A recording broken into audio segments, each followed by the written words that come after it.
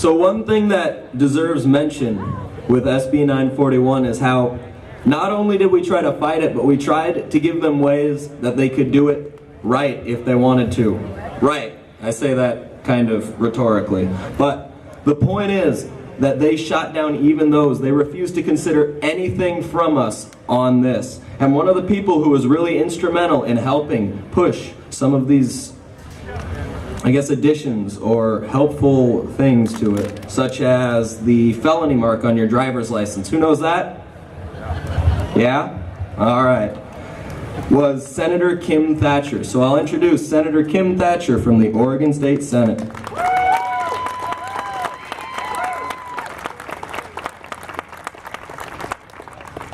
How many of you think criminals obey laws?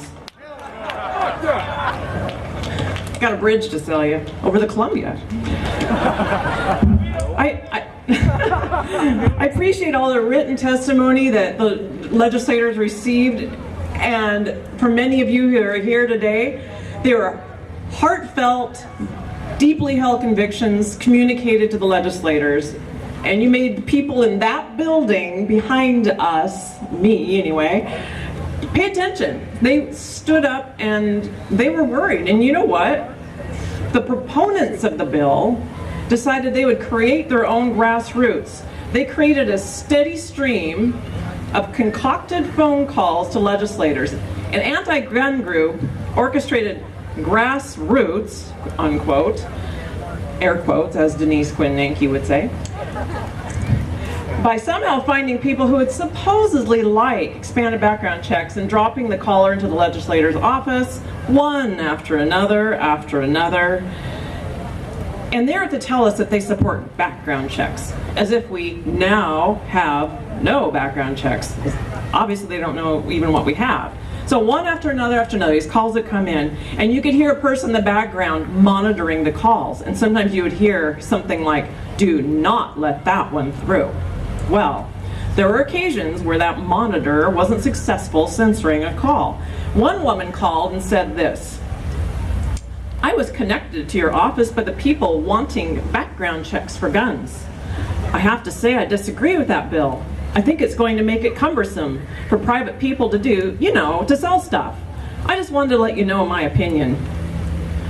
I was able to get that because that was left on my voicemail. And to the letters lawmakers received, for every 75 letters or so we received from cogent original thought, you would actually put some thought into the letters you would write, there was one plug-and-play letter from the supporters of the bill. And they would always be parroting the same tired statistics of all the tragedy that would be prevented if only we had this law in place. And I want to highlight some of the things that came from you. And then I will highlight a letter I received from a proponent, only because he was one of the rare ones who attempted to have an original cogent thought. He was wrong, but at least he tried to communicate something with reason. All right, so first, here are highlights from your letters. Punishes and prohibits responsible citizens. Zero impact on reducing crime. Enforcement would depend on a gun registry. Gun registries always lead to confiscation. Confiscation doesn't happen at first until one day, shazam, it does. Confiscation leads to tyranny. And here is something that I would hear that the proponents would say, it doesn't say anything about owning guns in the Bible. Well, though owning a gun is not in the Bible specifically, the right to arm oneself in defense of life, liberty, and property is in the Bible. This law will create confusion and expense. And the Pew poll that says nearly 6 out of 10, for the first time in a couple decades, nearly 6 out of 10 Americans believe gun ownership does more to protect people than it does to endanger personal safety. It will waste law enforcement resources. It forces payment of a government fee to exercise a constitutional right. It creates criminals out of law-abiding people. It creates numerous, cited time after time, all these numerous impossible and impractical situations people could be placed in, which would endanger lives.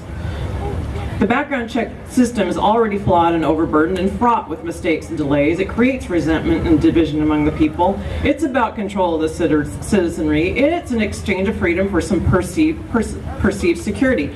And that's just a sampling of all the themes that we received in these letters.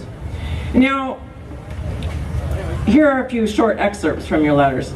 Bob Jensen from the Coast said, "Why, if background checks will make us safer, do we have the exemption for relatives? Are relatives any more trustworthy? Or is the reasoning that if this bill should become law, that the writers will return and amend it?" Stay tuned, I guess. M. Baker said, and this is great, "I would like to suggest a bill to make it illegal for politicians to be under the influence of any antidepressants or other mood-altering substances.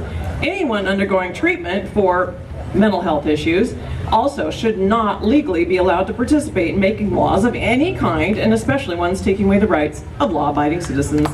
Yeah. Good job, M. Baker. Dale Casey from Medford said, "This is an example of a very bad bill, and if enacted would be even worse than the foolish people who are pushing and voting for it. They are telling us, commoners, that we are not responsible enough to judge for ourselves of the character of people." Then he adds this, I love this, "That may be very true for those who voted for anyone in the legislature who would vote for such a terrible and controlling bill." Love it. Now, the highlights from people who supported 941, it all revolved around some statistics. They all had them about in the same area. How many fewer police were shot, supposedly? How many fewer women shot by intimate partners? You've heard the tired line that they spill. And it would all keep guns out of the hands of the wrong people and save lives. So, on those points, I want to add an excerpt from a letter from a proponent.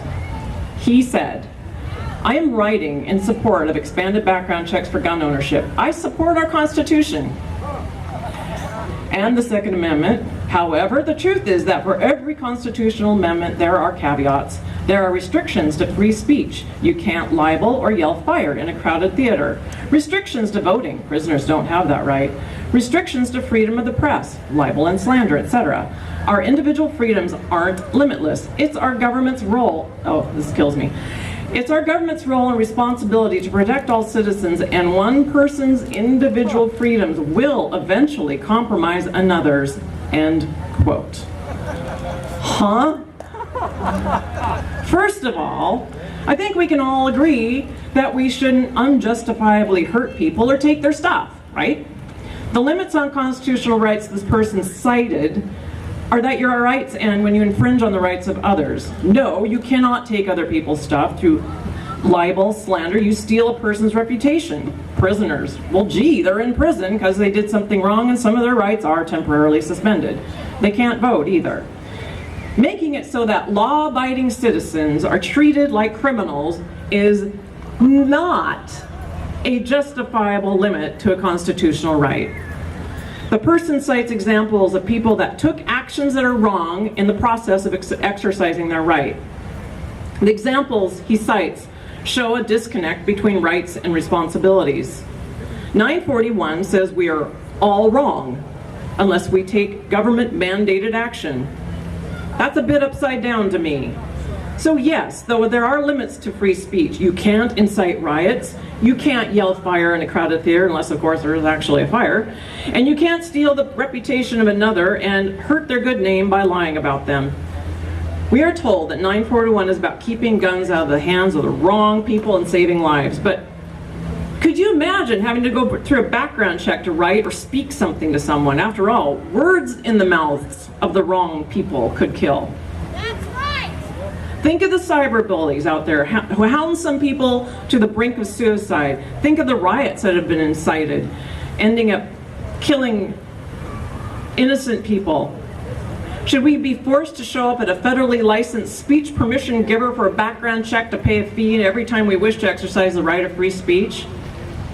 How about voting? There are limits to that right also. You have to be a citizen. Duh. You have to be at least 18, not in prison. You have to be alive. and an actual human person, and you're only supposed to do it once during an election. So I submit to you that voting for the wrong people can also cause loss of life. Look what happens in Detroit, Baltimore. I am sure there are 1,000 other examples you could think of where the wrong people in power cause loss of life. But the point is, could you imagine having to pay a government fee in order to exercise your right to vote? That actually used to be a thing. It was called a poll tax. It was intended to keep some of the wrong people from voting, and it's unconstitutional. Yet we are daily being told that in order to trade a gun, you have to pay money and get a background check. Every time, even if you just bought one hours before or the day before. Really? Even if you'd already gone through a background check, which legally allows you to carry a concealed handgun. On top of that, we are being told that in order to keep the guns out of the hands of the wrong people, we need to make it more and more difficult and expensive to get them into the hands of the right people. So the question is, who are the right people? Who are the right people to speak and write?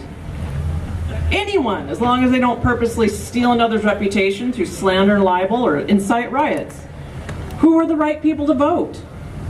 Any citizen of our country of a certain age and not in prison. Who are the right people to bear arms? Anyone, as long as they are not justifiably hurting another, unjustifiably hurting another, or taking their things. Should a person be allowed to run a background check on an individual before they transfer a gun? I think so. That's why I had an amendment that would put the responsibility on the seller to do a background check when they deem it necessary to ensure a prohibited person isn't getting a gun. I had another that would mark a driver's license on an ID card with a mark that indicated the person was prohibited from buying a gun. That way, good people wouldn't have to be proving a negative. Basically, any of our rights should be freely exercised, and we should not have to prove a negative before exercising them. Yes. I repeat, we should not have to prove a negative before exercising any of our rights. One time or another in history, the government has gone too far. It has allowed men to take away another man's freedom through slavery. It has banned the use and selling of alcohol, prohibition. It has stopped women and minorities from voting. It has unlawfully seized property, driven natives off their homeland to reservations, put American citizens of Japanese or German descent in internment camps, and a bunch of things I'm sure you can think of. But the point is, when government acts in a way that is obviously wrong to patriots and to those who love the Constitution, it is our obligation as patriots to dissent and work to change the laws and change the people who made those laws to be in harmony with the Constitution. There comes a time when all good men and women have to stand up. Thank you for standing.